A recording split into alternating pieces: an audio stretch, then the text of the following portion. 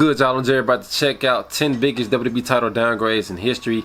This video is about WrestleMania. A title downgrade could mean that the design could be off. It could be like an ugly design to the point where it doesn't fit the wrestler's character or his gimmick that he's trying to go with at that particular time.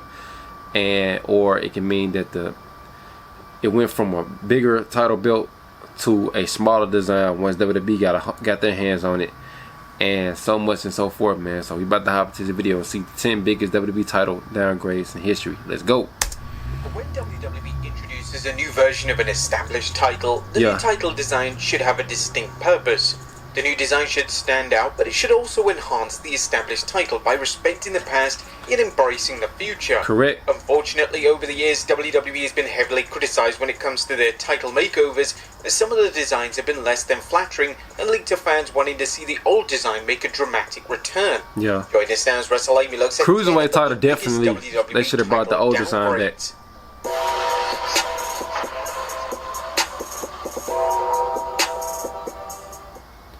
Be sure to subscribe and hit that notification bell for daily wrestling videos, and follow us on Facebook for exclusive lists. Also check out our new website, WrestleMania.com. Number 10. ECW title. The original ECW title was used on WWE programming when the company relaunched ECW in 2006. I don't know why they never brought it back. This was the right move, as the title is a perfect They did, they kept it, but they ECW brought the and the title certainly great title. Fans. Sadly, a few years into the relaunch of ECW, the WWE version of ECW had completely lost its way. Yeah. It was nowhere near what made ECW so popular. WWE knew that the ECW title represented the old era, so they made a call to introduce a brand new version of the ECW title. I don't know why. On the July 22nd, 2008 edition of ECW, Teddy Long presented Mark Henry with the new title design. The design featured a large black leather strap with a silver centerpiece. And the obvious issue with the title is the fact that it's silver as opposed to gold. This was further evidence that WWE didn't value the ECW brand, and fans saw the silver design as yet another spit in the face to ECW faithfuls. Number 9. Tag team titles. The recent ones are the old. Until the 2010 seemed to have a great The ones on understanding SmackDown of what completely decided to go for suck. the tag titles. No. However, The ones on Raw. 2010, The ones on Raw now ditched suck. the two respective tag title designs that have been with the company since the Ruthless Aggression era. Yeah. WWE would have Bret Hart present the Hart Dynasty with the new titles, which were belts with black leather and a copper centerpiece. These title designs were instantly met with negative reviews because it was so unimaginative and lifeless. Uncreative. It was such a terrible design, and even the individual who made the belts, Dave Millican, was fully aware that the fans would hate it. Speaking on the Pancakes and Power Slams podcast, he stated, "I begged them, please let me make them nickel, let me make them gold, let me make them silver and gold. Just don't make me do copper." And it just came down from the top that copper is what they wanted. Wow. I think in particular, Stephanie McMahon really just wanted to do something different. Yeah, different doesn't always mean better. Yeah. Number 8, Raw tag titles. The WWE would stick with the dreaded copper design for the next 6 years, and that was until reports They just colored it red. to debut new tag titles on Raw. In late 2016, they finally revealed the new titles, and they were presented in a lackluster backstage segment. The copper center and side pieces were now silver, which was a great decision, but the strap was now red to represent Monday Night Raw. The design was unbelievably lazy. It must have taken WWE about 30 seconds to come up with. The main reason that they introduced a new tag design was to match SmackDown's version of the tag titles, as the version for SmackDown was the exact same, just with a blue strap to represent SmackDown Live. Yeah. Number 7, NXT title.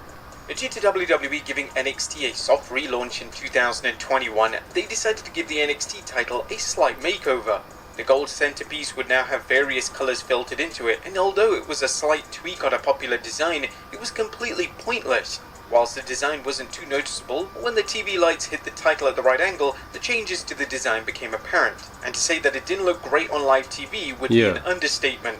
One of the reasons why fans hated the new design was that it felt like WWE were changing like the old everything NXT that made title. NXT different, and there seemed to be no rational reason to modify the top The original title one, then I brand like the one with the black and gold Number version. 6, the Cruiserweight title. The WWE couldn't have They produced a definitely better should have brought design that for the title back. Cruiserweight title in the early 2000s.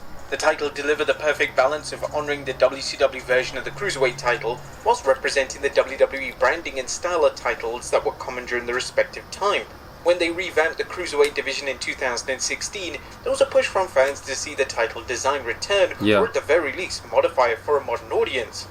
Unfortunately, WWE didn't want to honor the design in any way, and the design choice wasn't what fans had in mind. The new version of the title would have a hideous purple strap which was supposed to represent the branding of 205 Live, and the center and side pieces would be silver, and of course WWE plastered a big WWE logo in the center. It was underwhelming, and it could certainly be argued that the title looked like a toy that was made by Mattel. Number 5, the Women's Divas title. Between 2008 to 2010, WWE would have 2 women's titles on the show, the Divas title and the Women's title. When the two were unified in 2010, fans hoped that the classic women's title would be used, as that version of the title had a classy appearance, and the consensus on the Divas title design wasn't the best. They made the daring move to completely abandon the women's title design, and the Divas title would now be the primary women's title in the division.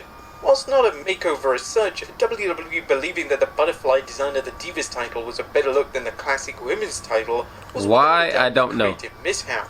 In terms of direct makeovers that WWE have made to establish the women's title, they once allowed Lay Cool to carry half of the classic women's title, each which looked totally ridiculous, and it made the title look like an utter joke.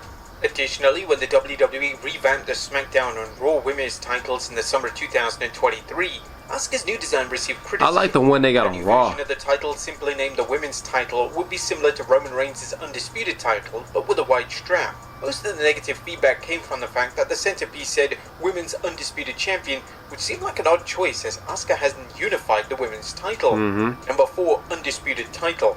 Sometimes in pro wrestling, the reception to a title design I like the old Undisputed Championship version. I ain't gonna lie. When they brought that version in, Big Eagle representing the Undisputed Championship, they introduced a new single that title. one right there, that's like one of my favorite title designs of all time. This was a small gold world title that at first looked rather underwhelming, and fans at that time were disappointed to see the WWE go from 2 universally beloved designs to a design that looked rather basic. But gradually over time, the consensus on the design shifted. When wrestlers such as The Rock, Brock Lesnar and Kurt Angle had the belt over their shoulder, it looked incredible. It was a perfect belt for TV, and the title design is now often named as one of the more underrated title designs that WWE have ever come up with. Number 3, the Big Gold Belt. It goes without saying that the Big Gold Belt is one of the every time I see that belt, I think of Batista. WWE used the title initially as the WCW World title, then in 2002 he's the first person to come to mind. The permanent world title on Raw to counteract SmackDown, who had the WWE Championship. One of the reasons the title stands out is because the gold centerpiece is so noticeable and grand. And whenever a wrestler wears it over their shoulder or around their waist, they look incredible. Names such as Ric Flair, Booker T, Goldberg and Sting all looked like $1 million with the title, and it was truly the definitive world title. However, over time, WWE began to shrink the world title design down, and this was met with heavy criticism. The design became smaller and smaller, and when wrestlers such as Mark Henry and Big Show won the prestigious gold, the title looked kind of ridiculous. Number 2, I thought it was because of their size. In 2009, WWE decided it was finally time to introduce new design for the Intercontinental title. This wasn't a decision that fans were excited about, as the present design of the IC title was classic, popular, and more importantly looked amazing. The new design had a black strap with a gold center and side pieces. It was hard to get used to, and most of the negative feedback I don't see nothing wrong with that. I like that version. The redesign was. Whilst fans have somewhat managed to get used to the new design, the design is certainly missing something, and that's the color blue. Fan art showing the belt with blue added to the center is a vast improvement, and even the title on a white strap would make the title look 100% better. And number 1, WWE title. There have been a number of custom WWE titles over the years, and without a doubt the most infamous was John Cena's custom WWE title first introduced in 2005. They should have brought the old version back after somebody else won it outside of John Cena. Go away once Cena dropped the title. It should have been like that. Continued to use the title for the next 8 years. The design was scolded by fans as outside of Cena, the title looked unusual on names such as Triple H, Randy Orton and Batista. The reason the design overstayed its welcome was ultimately money. The design was incredibly popular with the young demographic, and they weren't going to pass up selling replica. I had a toy version of that championship. WWE did eventually make a slight modification to the design. They got it for Christmas one year. The WWE logo in the center so it would stop spinning. This was a vast improvement, but even still it would have made more logical sense for WWE to introduce a new version of the title and keep the spinner title exclusively for Cena. Well, there you have it, folks. 10 of the biggest Alright, y'all, great video, man. Let me know down below in the comments of what y'all thought of my reactions to this video. Like, comment, subscribe. Until next time, I'm out. Peace.